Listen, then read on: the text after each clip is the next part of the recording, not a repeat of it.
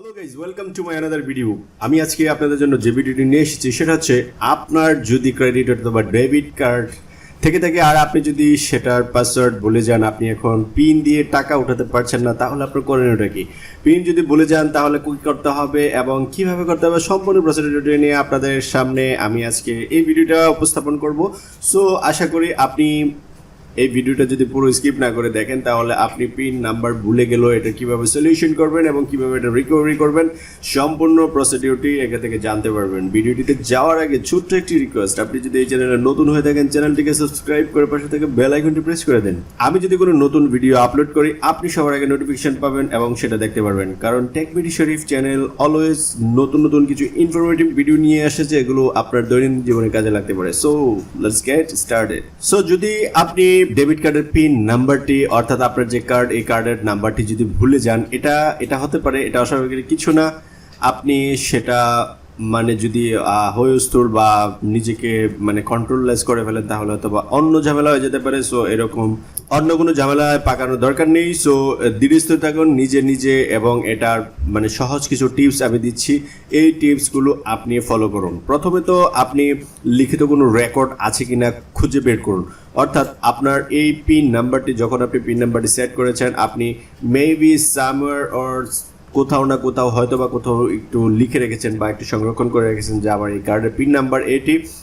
যদি আপনি এগুলো না পেয়ে থাকেন, আপনার মানি ব্যাগ পার্স বা অন্য কোনো নিরাপদ জায়গা খুঁজে দেখতে পারেন যেখানে হচ্ছে যে এই কার্ডের নাম্বারটা বা পিন নাম্বারটা আপনি লিখিয়ে রেখেছেন কিনা বা সংরক্ষণ করে রেখেছেন কিনা, কিংবা কোনো ক্লু আছে কিনা, আপনি এই জিনিসগুলো খুঁজে দেখতে পারেন। যদি দেখেন যে না, আসলে আপনি কোথাও এগুলো করে রাখেননি বা সংরক্ষণ করে রাখেননি, তাহলে আপনি নেক্সট স্টেপে যেতে হবে। ঠিক আছে, তাহলে নেক্সট স্টেপটা কি? আপনার ব্যাংকের সাথে যোগাযোগ করতে হবে। ব্যাংকের সাথে যোগাযোগ করার জন্য আপনি যদি ব্যক্তিগত রেকর্ডের মাধ্যমে আপনার ফোন নাম্বার খুঁজে না পান, তাহলে পরবর্তী ধাপ হলো আপনার ব্যাংক বা আর্থিক প্রতিষ্ঠানের সাথে যোগাযোগ করা, অর্থাৎ আপনার কার্ডটি যেই ব্যাংকের, সেই ব্যাংকের একটি হটলাইন নাম্বার দেওয়া থাকে, আপনি সেই নাম্বারটি দিয়ে তাদেরকে কল করতে হবে এবং আপনি তাদেরকে কল করার পর তাদেরকে আপনার যে প্রয়োজনীয় বা আপনার যে হেল্পটা তার কাছ থেকে দরকার সেটা আপনি তাকে এক্সপ্লেইন করেন এবং তাকে আপনি বলেন যে আসলে আপনি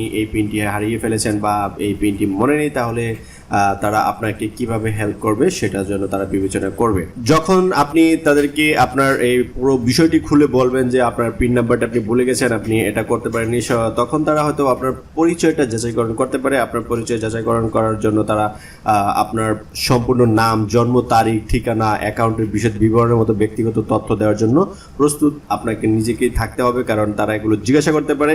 অর্থাৎ আপনি যখন ব্যাংক অ্যাকাউন্টটি করেছেন, এই কার্ডের এগেইনস্টে যেই নামটি দিয়েছেন, যে জন্ম তারিখটি দিয়েছেন, কিংবা যে ঠিকানাটা দিয়েছেন, অথবা মার নাম বা বাবার নাম যেগুলো দিয়েছেন, এগুলো আপনি তাদেরকে বলতে পারেন, অথবা নমিনির নাম মাঝে মধ্যে জিজ্ঞাসা করতে পারে, সেগুলো আপনি তাদেরকে বলতে হবে। কারণ হচ্ছে যে মানে আপনার সিকিউরিটির জন্যই তারা এই কাজগুলো করে থাকবে। সো তাদেরকে এগুলো বলে আপনাকে হেল্প করতে হবে। পিন পুনরুদ্ধারের জন্য পরবর্তী যে ধাপটি, সেই ধাপটি হলো যে ডেবিট কার্ড যদি হারিয়ে যায় তাহলে তারা আসলে বিভিন্ন বিকল্প অফার করে থাকে। তারা আপনার পরিচয় যাচাই করার জন্য একাধিক নিরাপত্তা প্রশ্নের মাধ্যমে গাইড করতে পারে, অথবা আপনাকে একটি অস্থায়ী পিন বা ওটিপি আপনি যে মোবাইল নাম্বারটি দিয়েছেন সেই নাম্বারে দিতে পারে।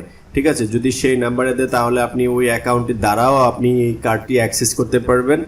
ঠিক আছে, ইভেন ওই অ্যাক্সেস করার পর আপনি আপনার যে পিনটি, এই পিনটি রিসেট করে নিতে পারবেন। ঠিক আছে, অথবা আপনার মোবাইলে যেই একটা ওটিপি পাঠিয়েছে বা যেই সেটটি পিনটি পাঠিয়েছে, আপনি যে কোনো একটা লোকাল ব্রাঞ্চে যাওয়ার নির্দেশ দিতে পারে। সেখানে গিয়ে তাদেরকে আপনার যে আইডেন্টিফিকেশন কোড, এই কোডটি আপনাকে বলতে হতে পারে, তখন তারা আপনার এই পিনটিকে রিসেট করে দেবে। তারপর আপনাকে যেটা করতে হবে, ব্যাংক আপনাকে কিছু নির্দেশনাবলী দেবে যেগুলো অনুসরণ করতে হবে। ব্যাংক প্রতিনিধি দ্বারা প্রদত্ত নির্দেশনাবলী অনুসরণ করতে থাকেন।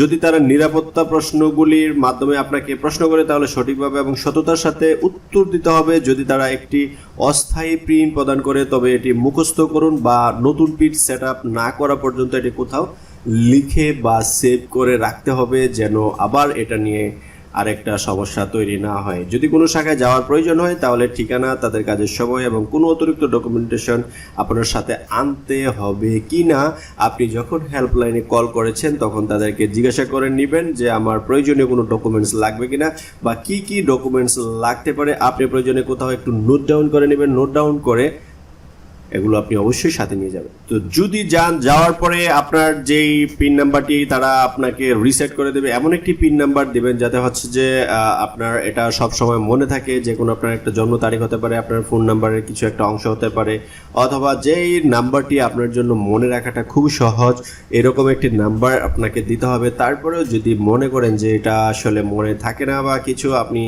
যে কোনো একটা জায়গায় এমন একটা জায়গায় সেট করে রাখুন যেটা অন্যর নজরে না পড়ে শুধু আপনিই দেখেন, এমন একটি জায়গায় লিখে রাখতে হবে। সর্বশেষ যে কথাটি সেটা হচ্ছে যে আপনি আপনার অভিজ্ঞতা থেকে শিখেন। যদি আপনি এই একটি ভুল নাম্বার অর্থাৎ আপনার পিন নাম্বারটি যদি আপনি ভুলে যান তাহলে এটার জন্য যেই হ্যারাসমেন্টের শিকার হয়েছেন এগুলো মনে রাখতে হবে। মনে রেখে আপনার যে পিন নাম্বারটা, এই পিন নাম্বারটা আপনি এমনভাবে মুখস্থ টুখস্থ করে রাখেন যেন পরবর্তীতে আর এই ধরনের ঝামেলা না হয়। সো গাইজ, আশা করি ভিডিওটি আপনার জন্য হেল্পফুল ছিল। যদি ভালো লাগে থাকে তাহলে ডেফিনেটলি একটি লাইক এবং একটি কমেন্টস করে যাবেন। যদি ভালো না লেগে থাকে কমেন্টস অবশ্যই জানাতে পারেন, ভালো লাগেনি কেন লাগেনি আমাকে জানাতে পারেন। দেখা হবে নেক্সট ভিডিওতে, সে পর্যন্ত ভালো থাকেন। আল্লাহ হাফেজ, আসসালামু আলাইকুম।